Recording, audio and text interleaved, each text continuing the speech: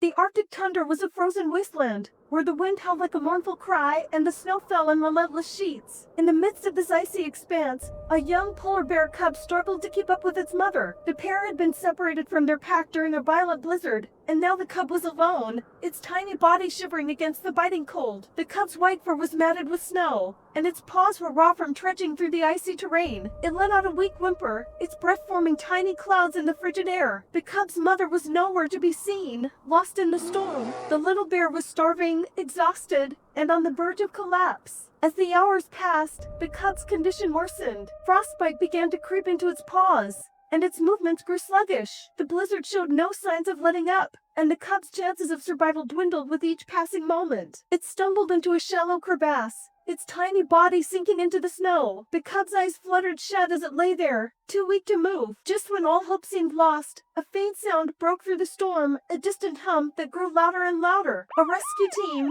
clad in bright orange uniforms, had arrived on snowmobiles. They had been alerted by a local ranger who had spotted the cub's tracks in the snow. The team, consisting of a medic, an animal specialist, a climber, and a team leader, quickly sprang into action. The medic knelt beside the cub, gently examining its frostbitten paws and assessing its condition. The animal specialist prepared a tranquilizer gun, ensuring the cub would remain calm during the rescue. The climber secured ropes and pulleys to the snowmobiles, ready to lift the cub to safety. The team leader coordinated the operation, his voice steady and reassuring. The rescue was a delicate process. The cub, though weak, flailed in fear as the team worked to free it from the snow. The medic administered a mild sedative, calming the cub enough to treat its injuries. The animal specialist carefully wrapped the cub's paws in bandages, while the climber used ropes to lift it onto a stretcher. Once the cub was stable, the team transported it to their base camp, where a warm shelter and medical supplies awaited. The medic continued to monitor the cub's condition, administering antibiotics and hydration. The animal specialist fed the cub a nutrient-rich formula, its tiny body slowly regaining strength. As the days passed, the cub began to recover. Its frostbitten paws healed,